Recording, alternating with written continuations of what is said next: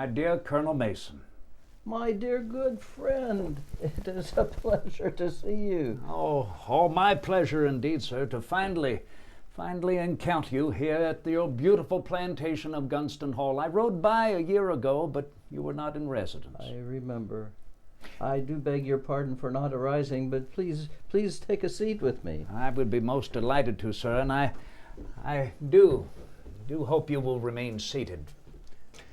As you know, I am making my way up to Mount Vernon to speak with His Excellency General Washington. There have been many disagreements over the last several years concerning the strength of our Constitution and our government. My arguments with our Secretary of the Treasury have become most acute, and now His Excellency General Washington is saying that he does not desire to stand for a second term as president. I'm curious, Colonel. Realizing that there are many factions now in our nation's government that are concerned with the very same arguments brought to light during our nation's constitutional convention during the time that I was in France. Have you any regrets now about those arguments during the constitutional convention? Indeed, I have many regrets, the greatest of which is the loss of many friendships over my refusal to sign the Constitution. But I also regret that we did not redress those differences and attach a Bill of Rights to protect our liberties and rights.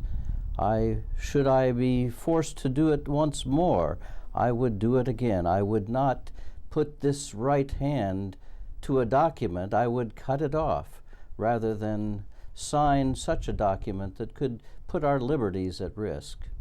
I trust implicitly General Washington, and I would hope he would serve another term, but I fear those who come after him may not be quite so worthy.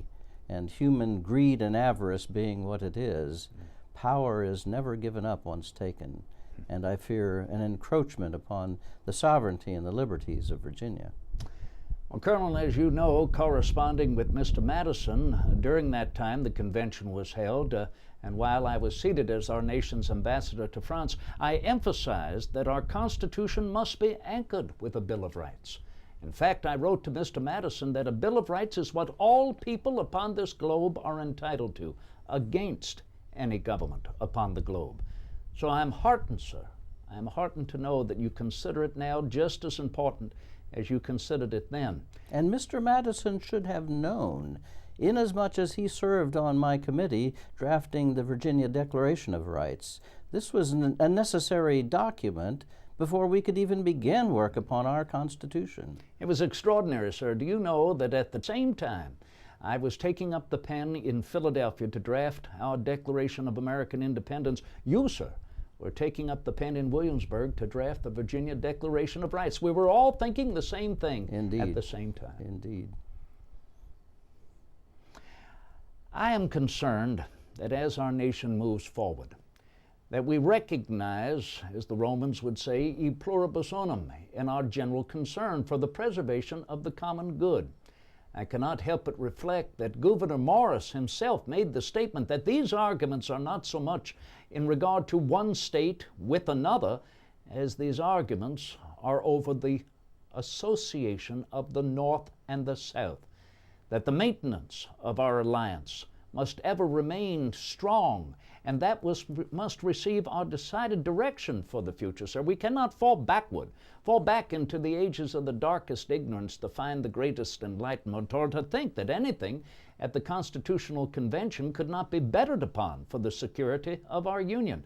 And therefore, sir, the process of amendment, would you not agree, is most essential for the growth of our nation? Oh, indeed it is, and it must always be subject to amendment. However, the facing of a common enemy made it quite a simple task for us to cooperate one with the other. But we did not foresee that more pernicious enemy, that being peace, and dealing amongst ourselves in peace. And the greed and avarice of humans is just too great, and we must guard against any encroachment upon our liberties at all times. So amending is absolutely necessary.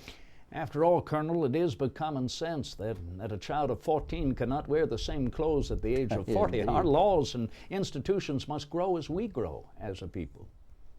I agree entirely, and I hope that we will keep vigilant over our rights. Again, I trust implicitly the general, but I do not trust human nature.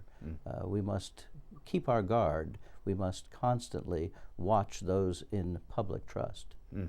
Particularly now that we have this national bank and the assumption of the debts taken by the government, I'm only hopeful that this might protect the common man, our nation's farmers, 9 out of every 10 Americans seated on their farms, from stock jobbers and speculators, monocrats and Anglo-men. You know of whom I speak, Colonel. Indeed, indeed I do.